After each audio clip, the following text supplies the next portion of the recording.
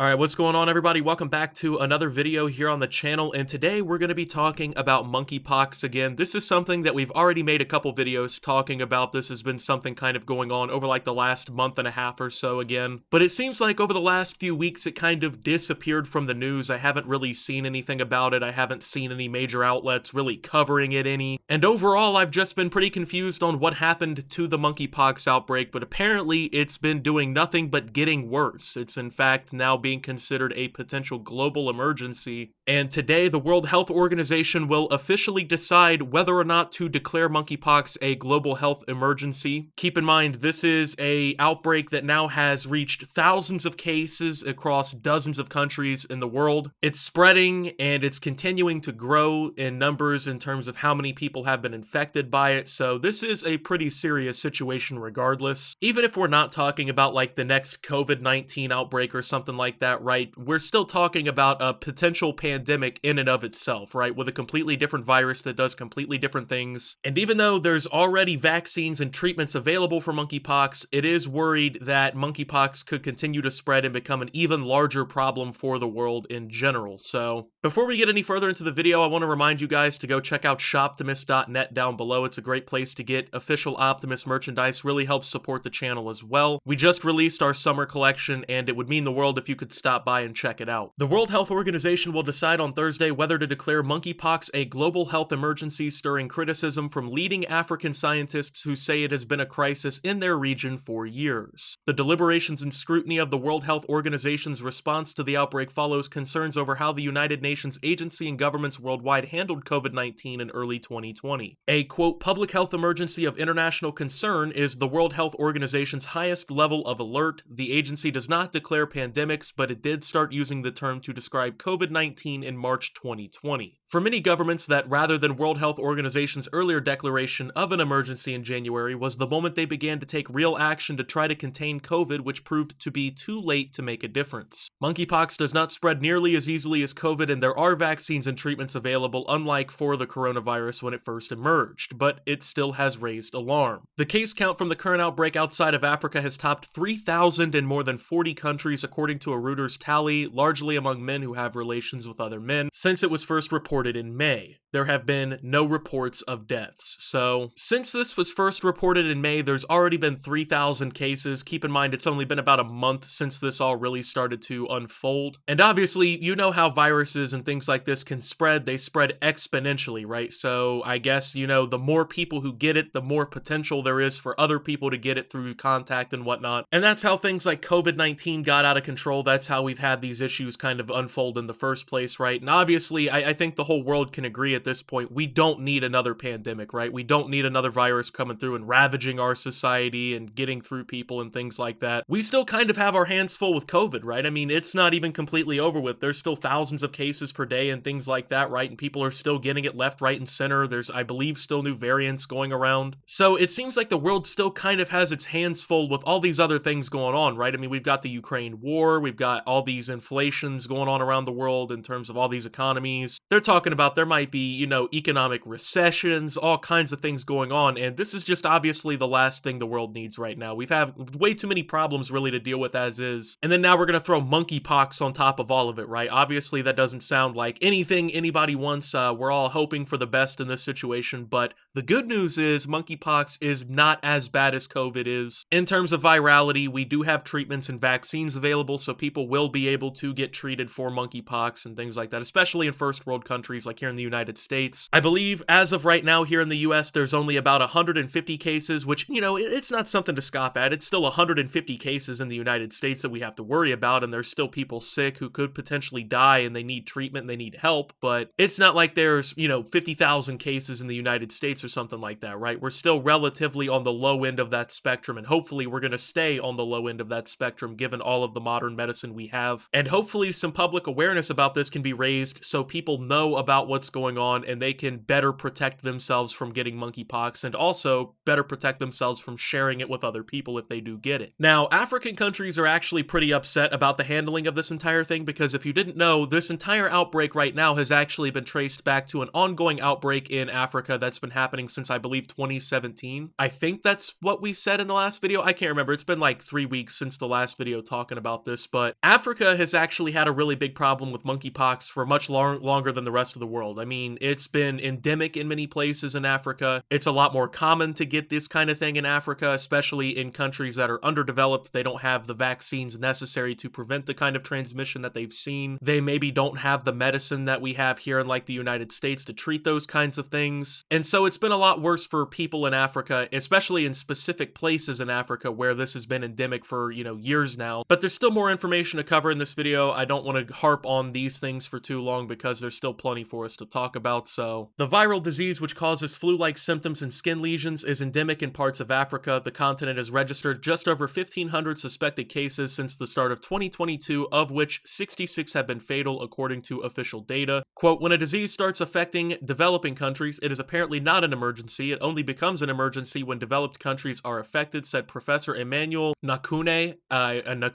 acting director of the Institute Pasteur in Bangui, Central African Republic, who is running a trial of a monkeypox treatment. Still, Nakune said that if the World Health Organization declares an emergency in the case of monkeypox, it would still be an important step. Quote, if there is the political will to share equitably the means of resource between developed and developing countries, each country will be able to benefit, he said. At an online briefing with reporters on Thursday, the acting director of the Africa Centers for Disease Control and Prevention, Ahmed Agwel Oma, said monkeypox case and death numbers were already at, quote, emergency levels on the continent. The World Health Organization will convene a closed meeting of experts at 12 p.m. in Geneva. It remains unclear when the decision will be announced. So this is actually happening as I'm recording this video, which means unfortunately in this video we will not have any sort of answer on whether or not the World Health Organization will declare it an emergency, but it's already been labeled a potential health crisis, a potential global emergency as is. A lot of people are really on edge because of this, and obviously understandably so.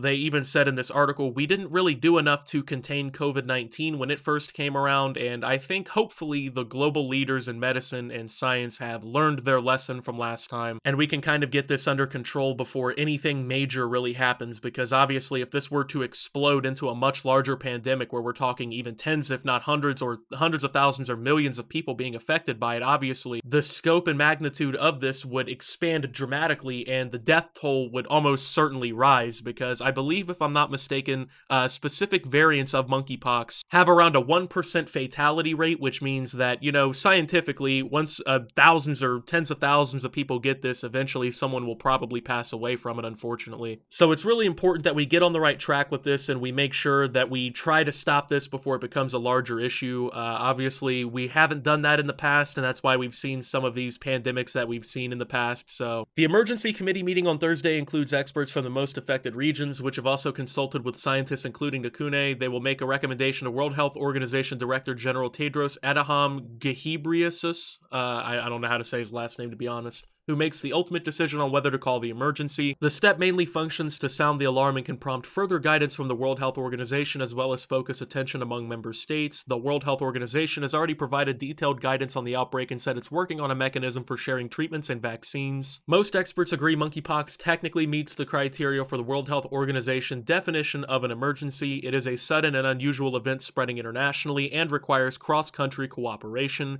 but the World Health Organization is in a precarious position after COVID, according to Claire Wyndham, a global health assistant professor at the London School of Economics. If the World Health Organization declares an emergency and countries do not act, it could undermine the agency's role in controlling global disease, she said. They're damned if they do and damned if they don't, she added. So hopefully something happens and they step in and get this all under control before it becomes a potentially larger issue. But of course, it's already been becoming a larger issue over the last month or so, and it's only trending upwards right now, which is what's really worrying. So with that being said, thank you guys for watching. If you did enjoy, make sure to leave a like, subscribe if you're brand new around here on the channel, follow me over on Twitter and Twitch at @SubToOptimus. Make sure to check out Shoptimus down below, and until my next video, guys, this is Optimus, well, talking about monkeypox continuing to grow, and signing out.